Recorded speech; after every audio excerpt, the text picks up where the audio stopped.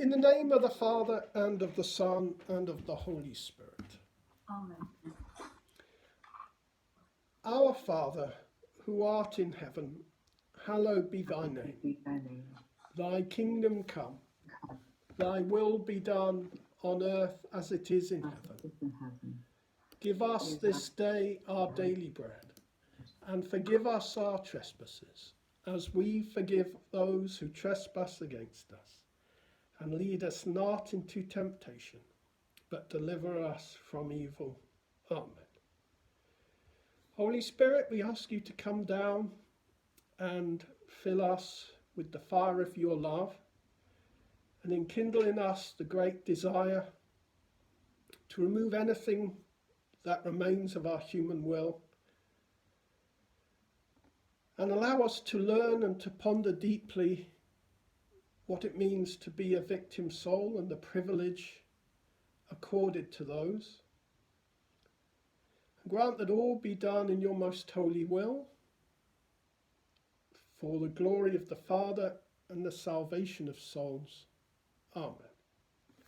In the name of the Father, and of the Son, and of the Holy Spirit. Amen. Now, questions can be useful.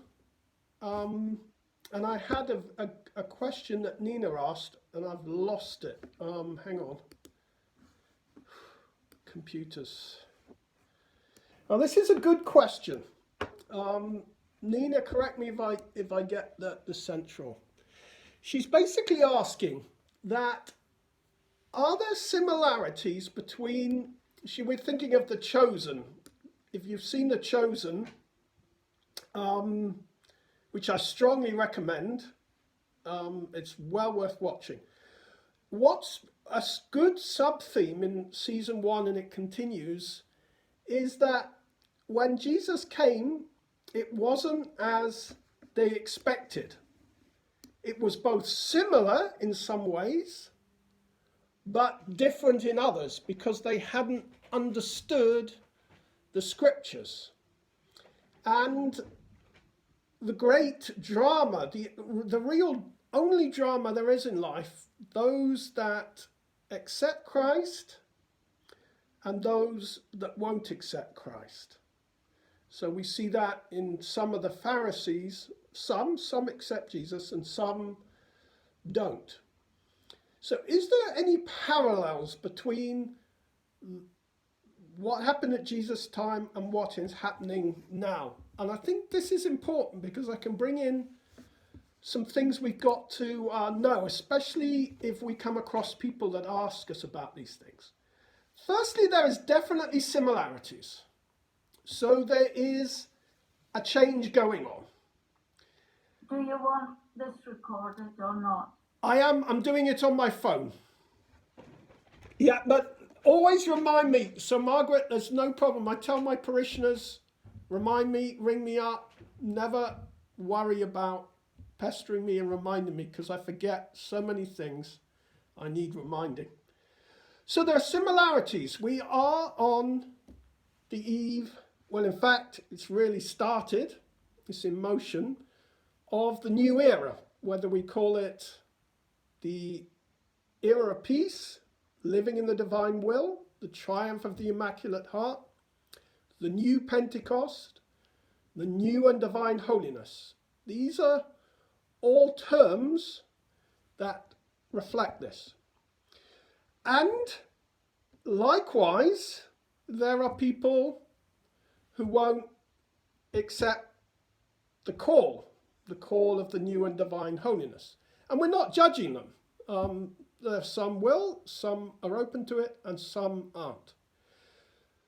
And also, there's similarities in that just as when Jesus came, the fulfillment of the scriptures was exactly true to the prophecies and the Old Testament, but it was in such a deeper way that it was as if, and I stress as if, it was new. So, for example, we see in The Chosen again this drama between those who expected Jesus to be a military Messiah, who would kick out the Romans, and would re-establish the kingdom of David. So again, we see that Jesus fulfills, he is the new David. He is a king. He is the descendant, the physical descendant of David, but in a way they didn't expect because they hadn't read the scriptures as a whole. So we see there's similarities. I think that it's extraordinary in some ways. Now, this is very important. However, there are dissimilarities, and this is very important to understand. Firstly, and we must know this well so we don't get confused and we don't get confuse others. And I don't think anyone in here will make the mistake, but it's a mistake you can see in people that write about living in the divine will who haven't studied it enough. What we have to remember is there's a big difference, and that is that although the grace of living in the divine will, so remember, it is a grace, it's a gift. Gift, gift, gift. We cannot earn it.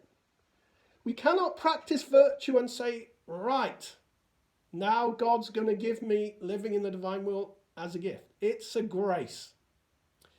So the grace is new.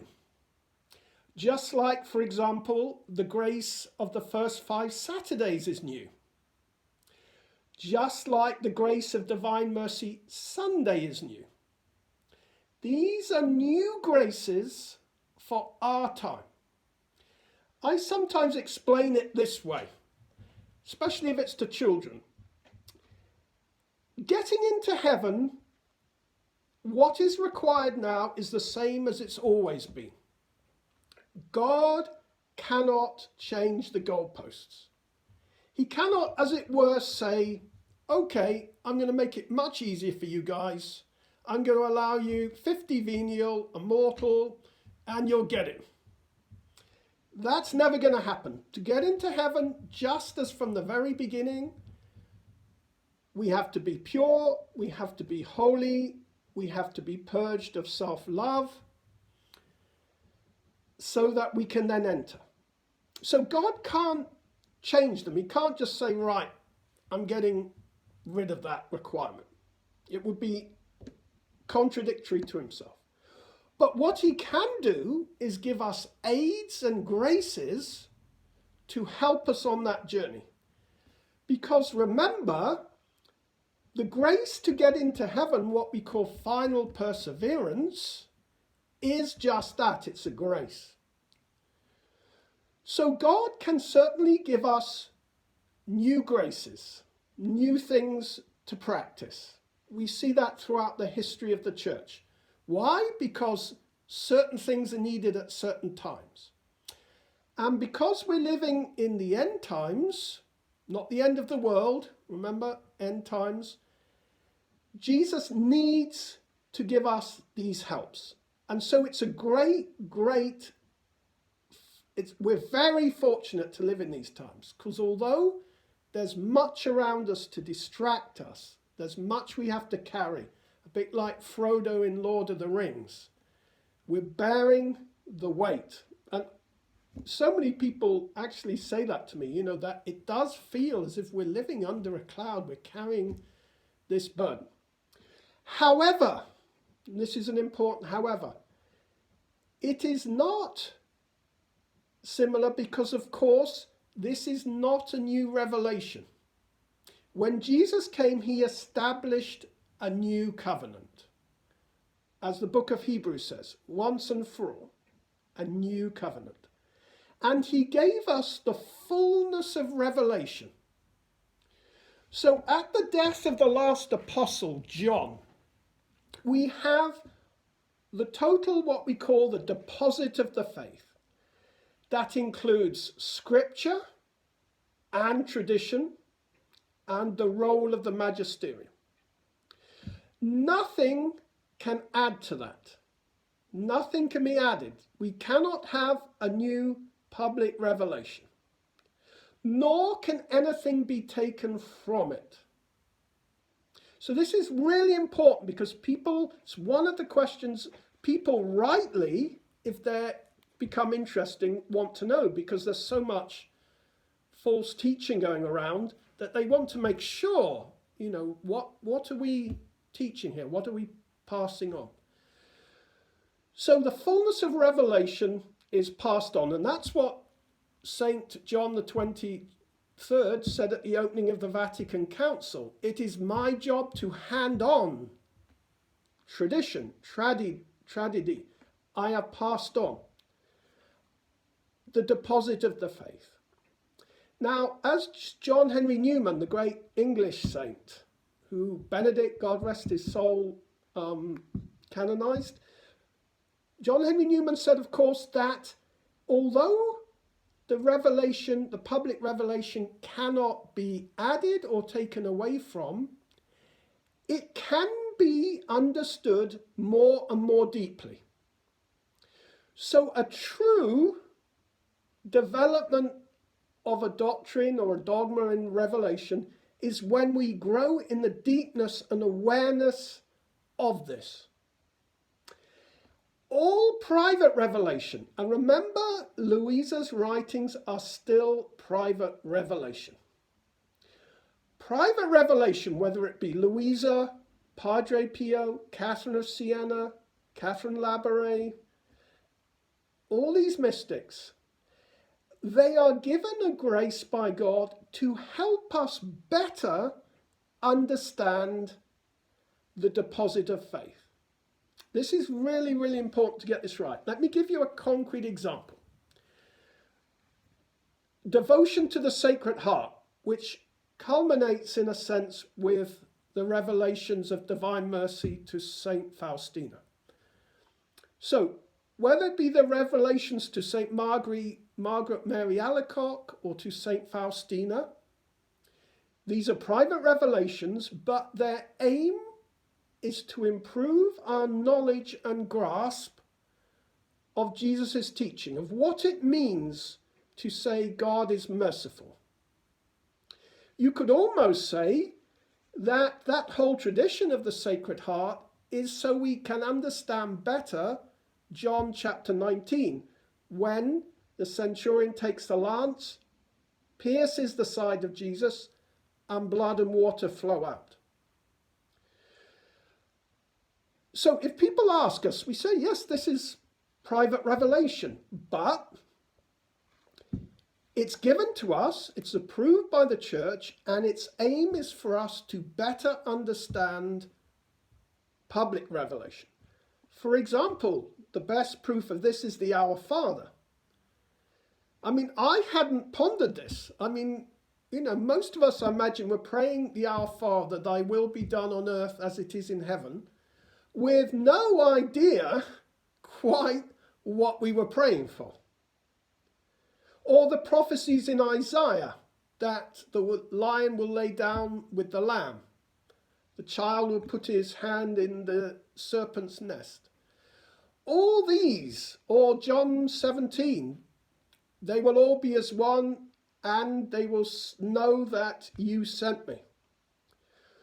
So Louisa's writings teach us a lot about that, a lot about Genesis, but it's not teaching us something which in seed form was not contained in the deposit of faith. Now, on the other hand, as Pope Benedict, God rest his soul, in one of his teachings, I can't remember whether it was a letter, I think it was a letter or a sermon on private revelation, said, it must still be given respect, it is still useful, and it can be very helpful. And when the whole battle arose in America over divine will teaching, and many were criticizing it and fighting against it, they sent, and I can't remember the priest's name, they sent the priest that was in charge of the part of the canonization, beatification process to America. And he made it quite clear that this is now approved. You cannot disrespect this teaching, or Louisa. So the grace is new. Jesus makes that clear. The grace is new, but that's not contradicting revelation. Otherwise we wouldn't have the rosary, we wouldn't have so many other things. But the teaching is to fill out the public revelation we have, so that we can make people aware no, this is really worth studying because it draws us closer to Mary, and through Mary to Jesus, and through Jesus to the Father. So it would, in a way, be, in inverted commas, foolish just to say, right, I'm having nothing to do with it.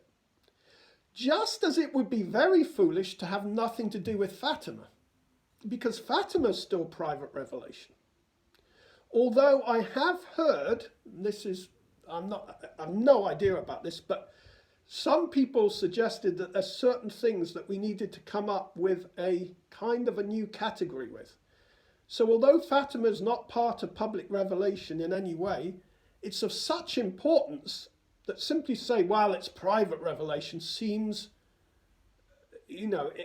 given who came, what she said, the power of the miracle, the importance in history, a private revelation like Fatima requires, I think, a lot more,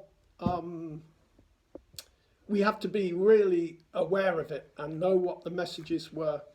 But again, Mary's not saying anything that's not in scripture or teaching. So any questions? Nina, that was your question. Did that help? Good. Does anyone have a question on public and private revelation and the deposit of faith? Because that is something that is now under attack. We can see it in Germany, Holland, it's happened in England, it's happening in America, where people are now saying, oh no, teaching can change. That was for that era, that was for that time. So we've got more enlightened, we can move on. So if God said that in scripture, that was just for that time. The answers to that, no, that's just plain wrong. That is just wrong. And we've got to be aware of that. And that's why I think the Catechism of the Catholic Church is so important, because it's given us this great, how would you describe it? This great compendium of our faith. It's so useful, so important, the Catechism. And as priests, we have to also, because we can slip up, not intentionally hopefully, but we have to I find more and more I have to make people aware of this, because you can be moved from a parish and another priest can come in and he may have different views on certain things. So the people have to know that it's not just like Father O'Connor's teaching this, but if he goes, we're going to get an update version. In my first parish, someone just said, oh, he's trying to take us back to the Dark Ages. I just had this picture of dragging everybody, turning the electricity off. Okay, guys, we're going back to the Dark Ages. And I love that in The Chosen. I love that passage, where he talks about the new wine, new skins. And today is Sunday of the Word of God. And that's why I think programs like The Chosen are really good, because although they're not going to get everything 100% accurate from a Catholic perspective, on the other hand, they're fairly orthodox, and it helps us to look at Scripture in a new light. It enables us to look at it in a fresh way. Okay, that's enough on that, but if anyone's got a question, because it's very important we know. And again, I recommend this Catechism in a Year, Father Mike Schmitz, 15 to 17 minutes a day. And he's just gone through all these questions, faith, the deposit of faith, tradition, so that we can give a reason for what we believe, what we're doing here.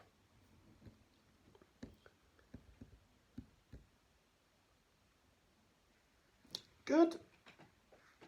Right, let me get my book organised.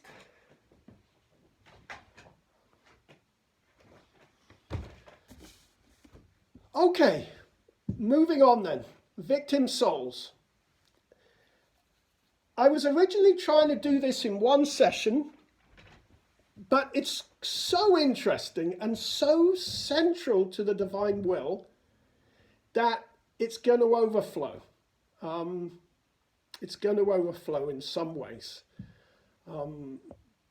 It's so important because it's at the essence of a large chunk of this teaching. And hopefully we'll see how that is, what it means, what it doesn't mean. I'm going to start off at the end, as it were. So I'm going to read an extract from October the 7th, Volume 2, 1899. So October the 7th, 1899, Volume 2.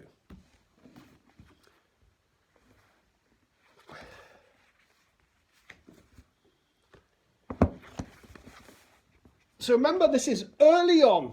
This is early on in the teachings. Let me just see where's a good place to pick it up, because I marked it in pencil.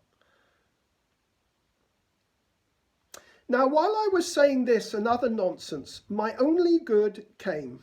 But to my highest sorrow, I saw him almost indignant with people. Immediately I said to him, "My good Jesus, I pray you to make peace with the world." And notice he says peace with the world. So she's talking about Jesus making peace between him and the world. She didn't say peace for Jesus to make peace in the world, although she often says that. And he replied, "Daughter, I cannot. I'm like a king who wants to enter into a house. But that house is full of filthy things, of rot and of many other dirty things. The king as king has the power to enter into it. There is no one who could prevent him. And he could even clean that house with his own hands. But he does not want to do it, because it is not decent for his royal person to descend to such lowness. And until that house is cleaned by others, in spite of the fact that he has the power, the will, and a great desire, to the point of suffering for it, he will never deign to set foot in it. So I am the king who can and wants, but I want their will. I want them to remove the rot of sins before I enter and make peace with them. No, it is not decent for my royalty to enter and make peace with them. On the contrary, I will do nothing but send chastisements. The fire of tribulation will inundate them everywhere, to the point of knocking them down, so that they may remember that a God exists, the only one who can help them and free them. These teachings it's just incredible how scriptural they are, how much depth there is in them. I mean, we're going to continue in this one section. So we see here, and we must remember that God is both mercy and justice. As St. Thomas says, in a way, in this way beyond, in this great mystery, his mercy outstrips his justice. But they both have to go together. There is a point at which God's justice has to be seen and has to be applied. Take the Old Testament example. It's a passage, and it's part of a story that can seem very confusing. Do you remember when the Israelites go into the promised land and they kill the 7 tribes and they destroy the Amorites, and God says to them, kill everybody, man, woman and child, cattle, destroy everything. And people start saying, this is the God of the Old Testament. You know, this is a God of hate. This is a God that we no longer is part of it. On the face of it, it does seem pretty grim. But that's where in Scripture, we have to say to ourselves, firstly, this is the Word of God. So if I'm not understanding this right, the problem's not with God. Okay? God doesn't have to explain him, doesn't have to justify his teaching. What it was that the Amorites were particularly bloodthirsty, and they terrorized the nations. It's sorry to be blunt, they would disembowel pregnant women. We're talking about horrendous practices, and God's justice. If they were given time to change, they were given all that was required. But in the end, they didn't. And so God's justice has to take place. But remember, and we're going to see this in a minute, that even within God's chastisements, he's always seeking to save souls. So let's go on, because he's going to mention this. Lord, if you want to lay hand to chastisements, I want to come. I don't want to be on this earth anymore. How will my heart be able to endure in seeing your creatures suffer? And Jesus, assuming a benign appearance, told me, if you come, where shall I go to dwell on this earth? For now let us think about being together down here, for we will have much time to be in heaven, the whole of eternity. And then too soon have you forgotten your office of acting as my mother on earth. So while I chastise the people, I will come to take refuge and to dwell with you. Ah, Lord, I replied, what is the purpose of my state of victim? So we got now this thing. What is the purpose of my state of victim for so many years? What good has come to the peoples? You used to tell me that you wanted me victim in order to spare the people. And now you show how these chastisements, instead of happening many years ago, are happening later. And nothing more and nothing less than this.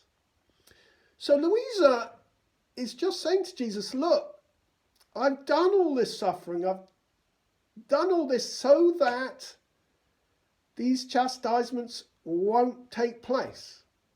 You know, she's done like Moses did. She stood between God and the people. So she's asking our Lord, you know, how can this be? But obviously in a polite way, in a questioning way, not in a disagreeing way. And he said, my daughter, don't say this. I have been forbearing.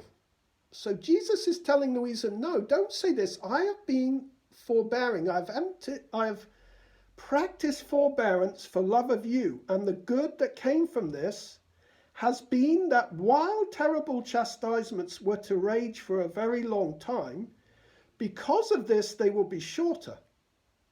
So he's saying, because of what you did, the chastisements are going to be shorter. Is this not a good, that instead of being under the weight of a chastisement for many years, one remains under it only for a few? Moreover, during the course of these past years, with wars and sudden deaths, they should not have had the time to convert, but they did, and were saved. Is not this a great good?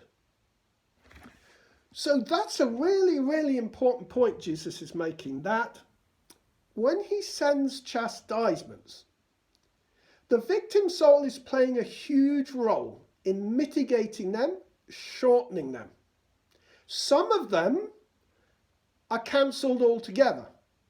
Now, I haven't had time to study Medjugorje to the nth degree, but as far as I'm aware, it seems to me, and many holy priests that I trust absolutely defended it, that apparently some of these chastisements have been cancelled.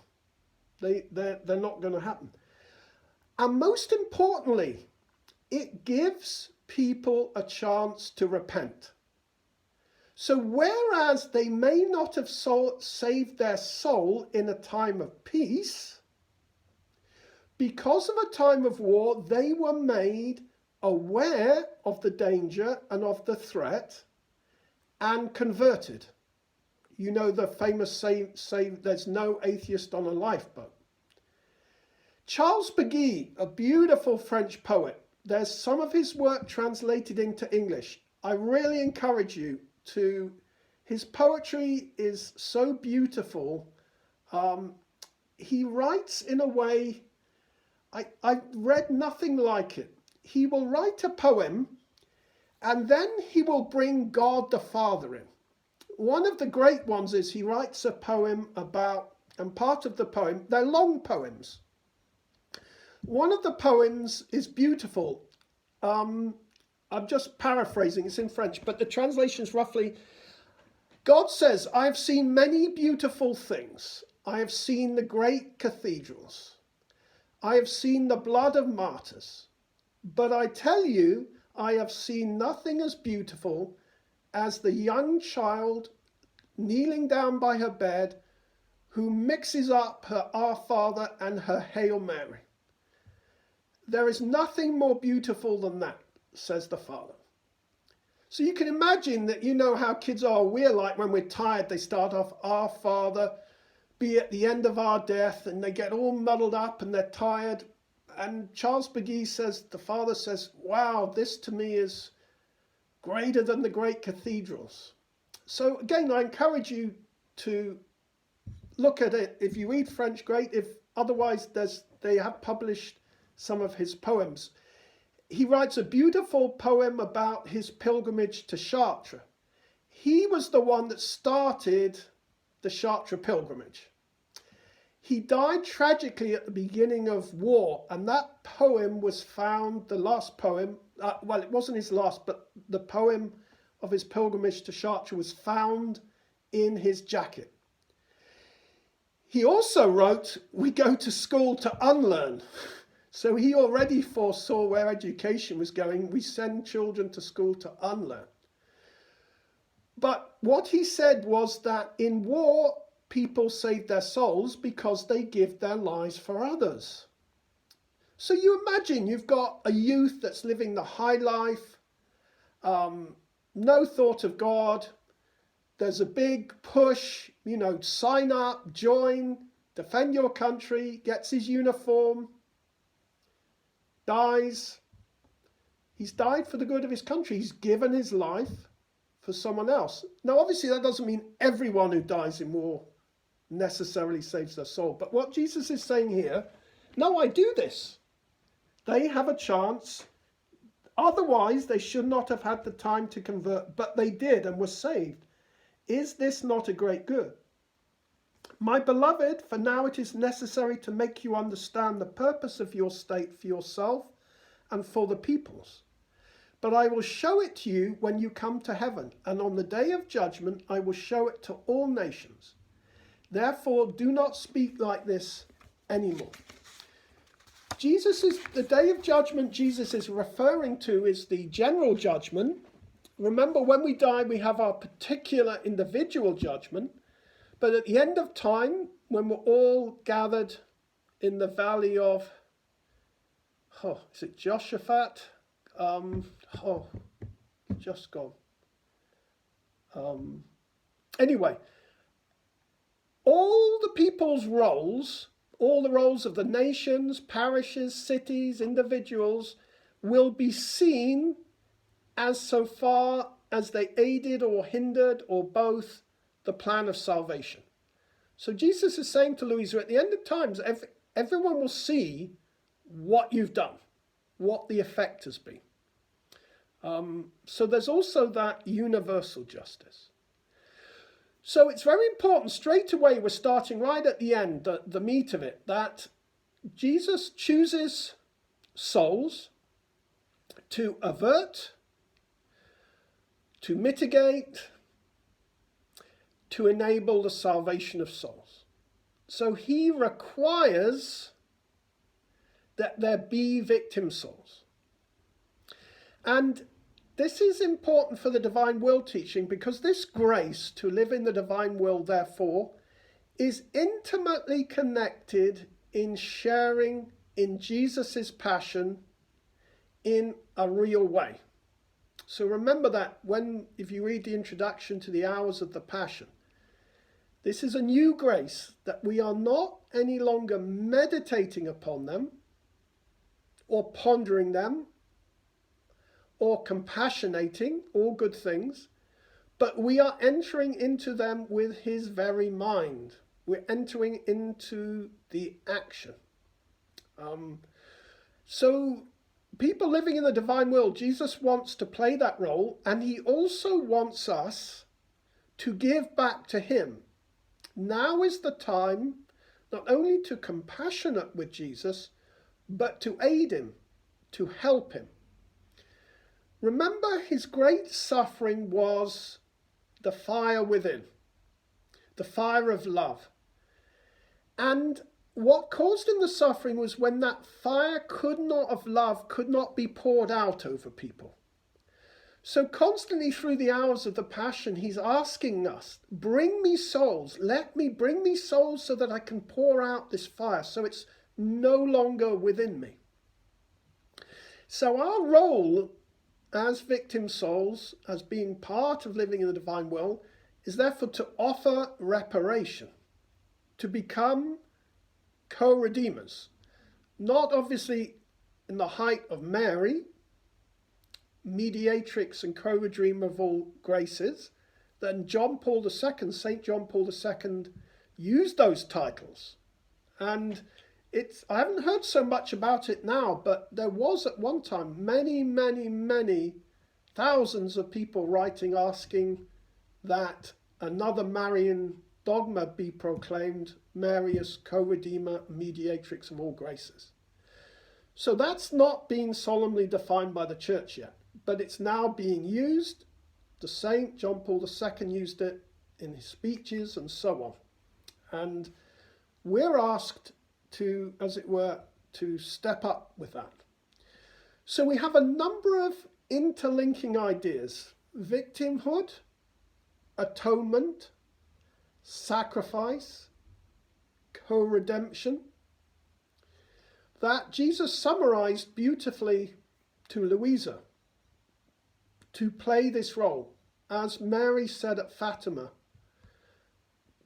she asked us when she spoke to, remember, I think it was 1929, I can't swear by that, I think it was 1929 at Ponte Vedra, when Mary gave her the first 5 Saturdays and told her this was in order to make reparations for the sins against the Immaculate Heart. Just as we had the first 9 Fridays for sins against the Sacred Heart. So when we practice those devotions, we are making reparation. We are repairing, making good those things that need to be atoned for. So very important. Okay, we've kind of then, that's the end where we're going to come round when we come full circle to. So in one way, it's really easy. A victim soul should not put us off, as we'll see. It's simply a title given to a soul that is willing to hand over its will unconditionally to Jesus. So every time we make our morning offering, every time we make an act of, oh, my mind's going, resignation, we are a victim soul. That's the highest, Jesus says. If you give me your will unconditionally, there is nothing greater than I ask for. And we leave everything else in his hands. So before I go on, let me just give you a small concrete example that might help, because it's always good to give a practical example of what this looks like. So you make your morning offering and you say to Jesus, right, Jesus, I give you the day. As you wish it to be done, your will be done this day. Because we have given Jesus that freedom, he can, if he wishes, take us up on that, whereas otherwise he would not. So, for example, then, he may send us a headache. He may send us moments of desolation. He may send us moments of difficulty. All these, because we've handed them over to him, he makes use of us, and then he can use those to help other souls. And he will vary from soul to soul. And this is what's so beautiful about this teaching. It makes sense, it gives meaning to all that we experience, not just on the outside, but also on the inside. So if we have a feeling of desolation, of emptiness, it can even be physical. We can have physical sensations of being short of breath, physical sensations of ill health, not caused by a physical, necessarily a physical cause. He can then, because we've done that, go and help other souls. He's resting in us in order to work with other souls. So we now can understand victim soul in another sense, which is helping Jesus. We now allow Jesus to rest in us. And likewise, Jesus can give us joys, pleasures, beauties. We rest in him. And it's this love affair of interchange between one and the other and all the modes in between that constitute the spiritual life. Whereas I certainly, and I think many of us, and certainly many Catholics now and Christians, see their actual life as divorced from God. By divorced, I don't mean that they don't realize God's keeping us alive, but the intimate connection is not understood. So that we now understand the importance of, as we understand the importance of the will, the Father,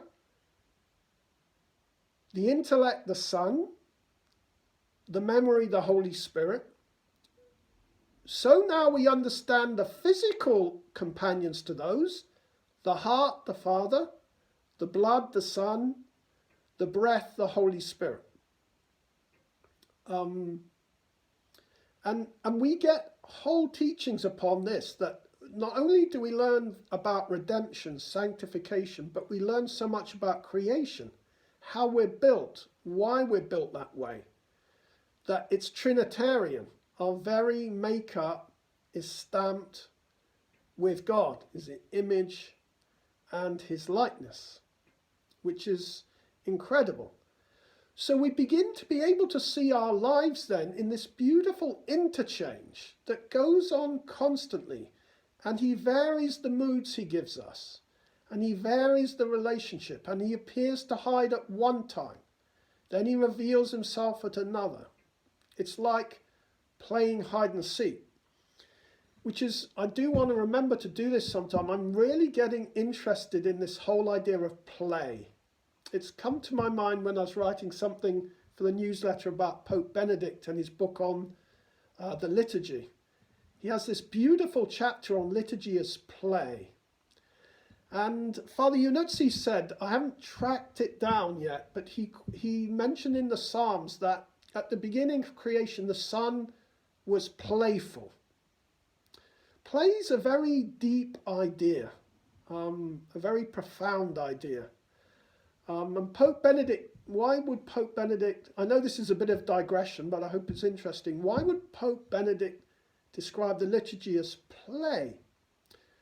Well, it's very beautiful. He says, when we see children playing, they play doctor and nurses.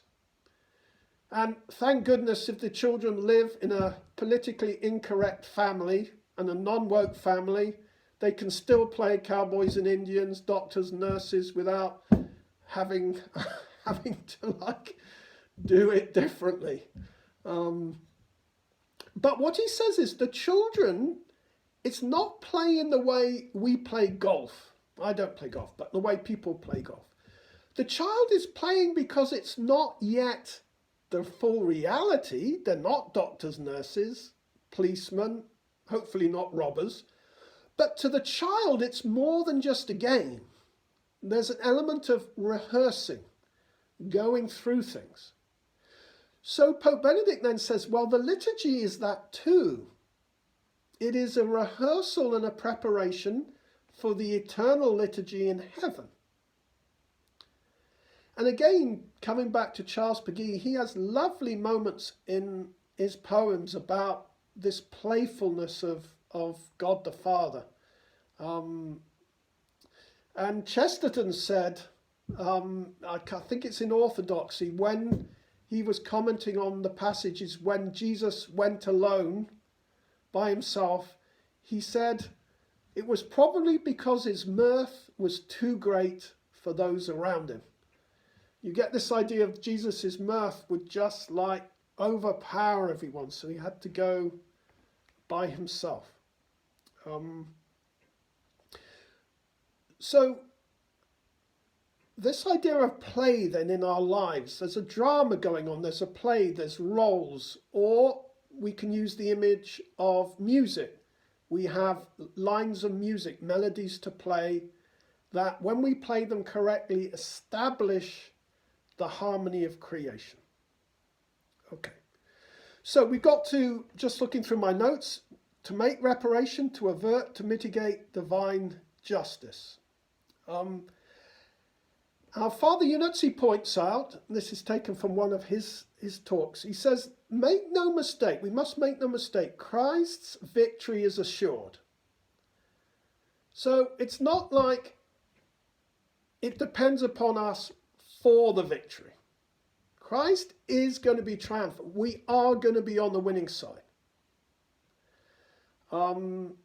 Again, I'm using a lot of quotes. I hope people like them. But another beautiful poem is Chesterton's The Ballad of the White Horse, which is a story about when Arthur becomes king and eventually conquers the Danes. And there's the beautiful line in that when he says, the darkest hour is just before the dawn. That's where we are now. We are in a pretty dark hour. Maybe it will get darker. But the dawn is waiting to break. We're not at the beginning of the process, thanks be to God. So, as our souls, we're playing a big role. Christ's victory is going to win, but it still has to be played out in history. And our role, although is important, it's not that we're robots. Christ is using us, and how we play our role has a direct effect on things.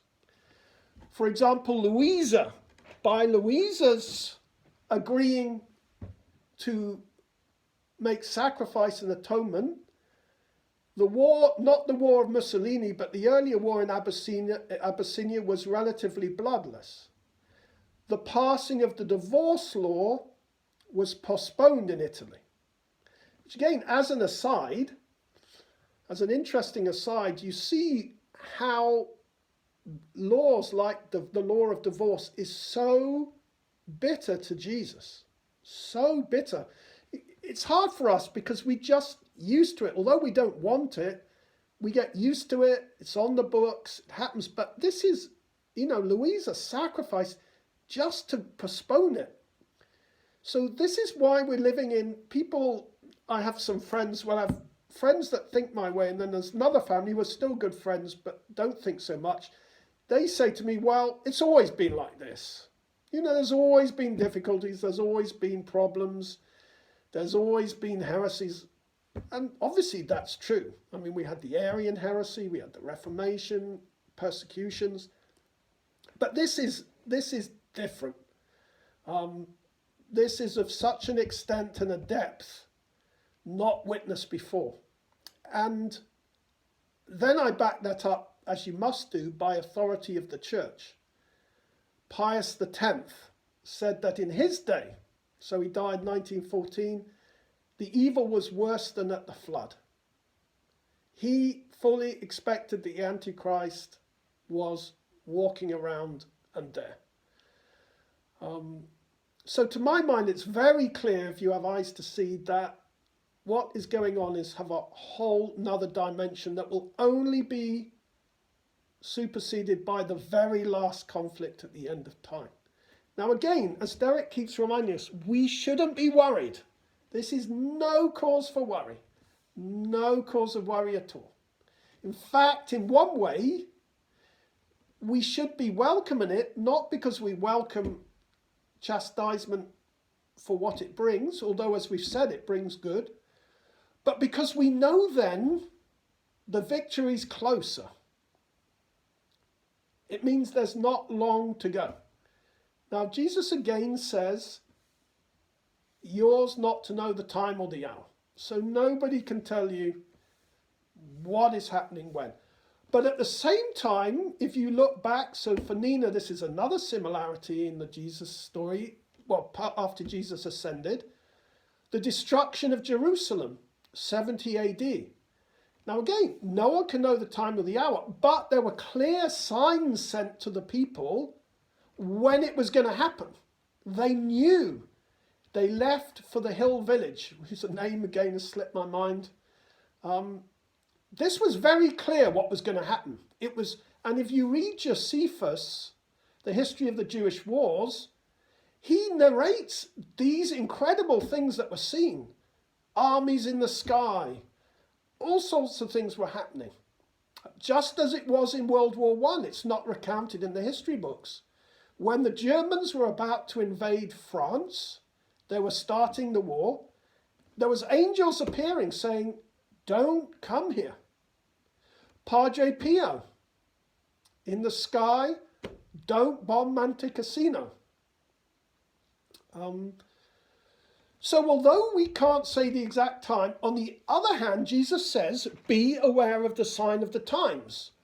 And what is the sign of the times he asked us to be aware of in these times? The charity of men would grow cold.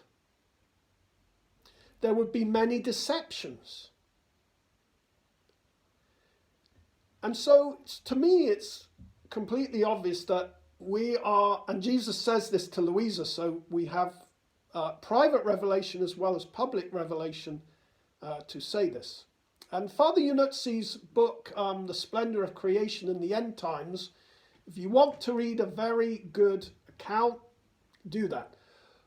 But don't get over involved with it.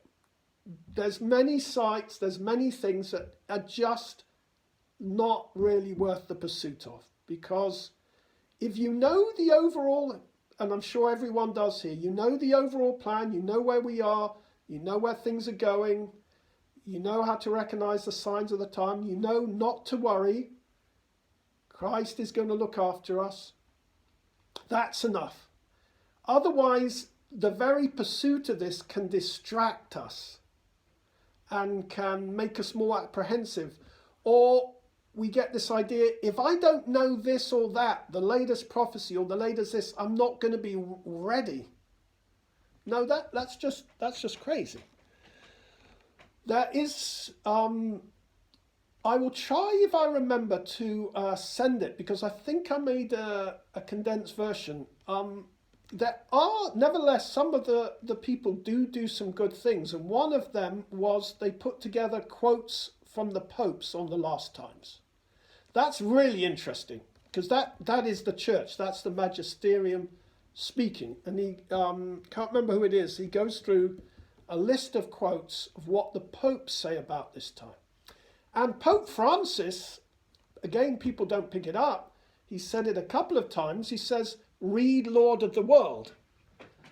Lord of the World was written by Robert Hugh Benson, an English writer. I think he wrote it about 1900. It's an amazing book. It's a really amazing book about the end of the world. And he said, if you want to understand where we are, read Lord of the World. And he said it twice. And Lord of the World's a really good book because it enables us to see that what is going to come is going to be a very subtle persecution. It's going to be very subtle. People are going to think that they are supporting Christ. It's going to be a humanist, subtle humanist overturning of the gospel that will be easy to fall into. Remember, Jesus said, if these times were not foreshortened, even the elect would be deceived. So that book gives you a good account of it and a good feeling of exactly how these things are beginning to play out. You can see that now in how causes that might have a good end are used now for humanist purposes to get rid of God. So we're going to save the planet, not because we should look after creation and we should do our rounds of creation, but because Mother Earth is becoming this type of goddess. You know, that's going to be someone that we're going to end up quasi-worshipping. And this is leading a lot of people astray because they're caught up in this. And it's on one level, it's very good. On one level, it hits a nerve. But that's always true with the devil. He feeds a little bit of truth and wraps it round with lies. And that's what I think we need from our church leaders now, is some real teaching upon this. They really need to tell the faithful, look, this is where we're at. Be aware of this. And it's taking people in. I just had a letter now. We have a Catholic school in Leicester that appointed a transgender, don't know whether it's teacher or assistant teacher, and there were pictures, everyone was applauding, the rainbow was there. This is a Catholic school. So you can see the little bit of truth is love. Okay, the bit of truth that's true there is the importance of love. But what does the devil do? He distorts it. He divorces love from the truth. Love becomes an emotion. And that's something you probably all found already, that we're accused of being uncaring, cold.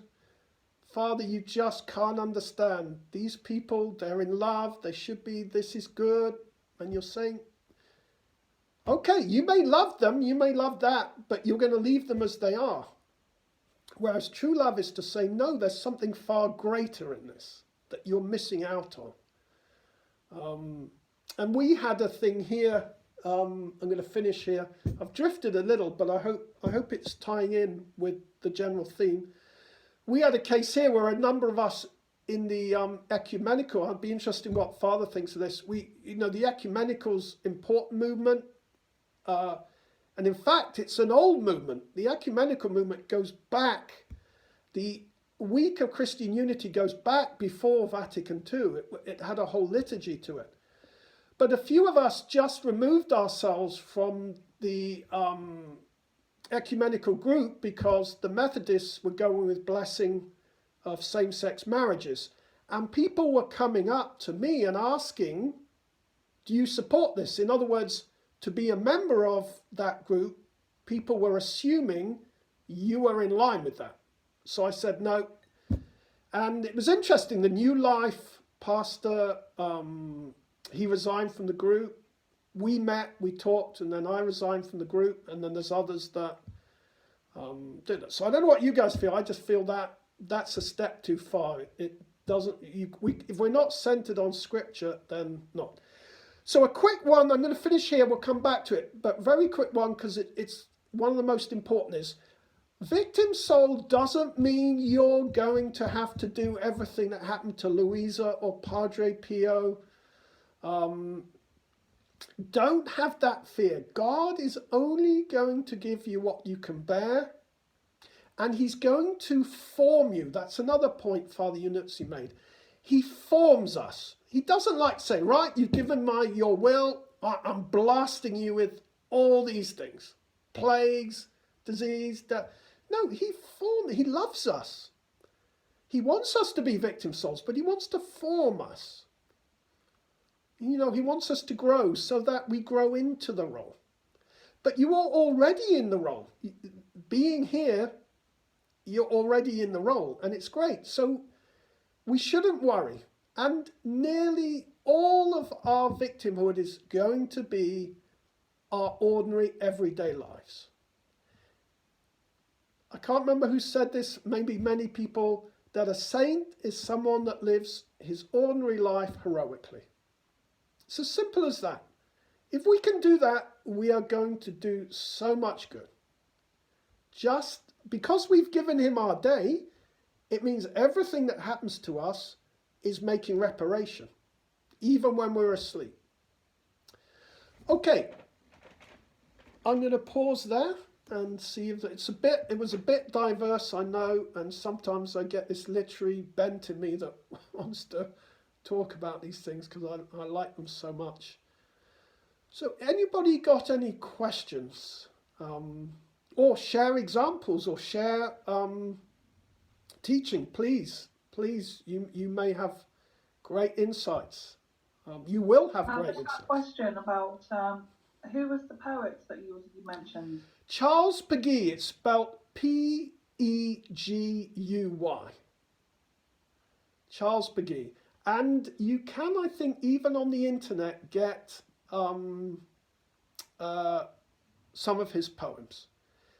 That's great, thanks. I'll order that. He also was a great poet on hope. He compared 3 children walking down the street. There's faith, hope, and charity. But hope's in the middle. He's got truth on one side and he's got charity on the other. And hope is pulling them along.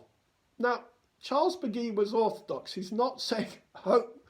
No, charity is the greatest. But he has an insight there. That hope is necessary to pull this along. You know, it's a virtue we need in our time. The virtue of hope is... And Archbishop Ganswein said that he really liked Pope... When he was asked what did he particularly like about Pope Benedict, he said the 3 Jesus of Nazareth and Spe Salvi, his encyclical on hope. He felt that was a really great insight. So from what I've said, also you can realise that Pope Francis, you know, people say he doesn't know Pope Francis is aware of the times we're living in. He is aware of that. And what's the name of the book that Pope Francis said? Sorry, I missed those things. Pope Benedict, Spe Salvi, Saved by Hope. Yeah, Pope Francis's book. What was his one? No, I didn't mention a book by him. I'm just saying he's aware of the times we're living in. Okay, no problem. So I've written down Charles, is it Peguy? Peguy. Yeah, if you like, it's poetry, but it's very beautiful, and he writes in a very down-to-earth way, very agricultural of the people, but it's very beautiful. And he often writes it as dramas. So you get a drama of Joan of Arc, for example, that comes into it. And you get interchanges between her and God the Father. Another great theme of his, as well as hope, is innocence. He was a great believer of the importance of maintaining and defending innocence. Yeah. No, that sounds good. I'll order that. Thank you. Any questions about either what we said at the beginning of the role of private revelation or about what we've covered of victim souls? As I said, that quote, October 7, Volume 2, 1899, it's got the meat, it's got all the main themes there already that you can ponder. And obviously he repeats throughout the 36 volumes. Can I just say something? Yeah, Anita? What you were saying about the child kneeling at the bed and God the Father being very bemused about this and feeling very chuffed and happy or whatever. I've done that many a time with my granddaughter. You know, got her to kneel down at bedside and she'll get her, she knows several prayers, at least 6 of the main prayers, including St. Michael, a few Archangel prayers, and the main ones. And but if I don't see her at a particular time of day like that, she'll forget. So I'll get a wee bit tetchy with her. But now that I know that, I'll have more patience. Yeah, the French expression is beautiful. It's like the little children kind of chat, and the word for chat is like very informal. You know, they're just chatting with God and they get it all mixed up and they get their prayers mixed up and they're half asleep. And, you know, Charles Begee saw this, there's an innocence, there's a beauty, and there's a restoration that, again, the Chosen does of, you know, God as familiar, God as a person who shares in all these intimate moments, you know, that is very homely. There's an element we've lost of God being homely. You know, I've heard it said that, you know, say there's a bunch of girls walking down the road and they're having a good laugh. Obviously, the conversation is acceptable to God. So they're having a good laugh, you know, just sauntering down the road.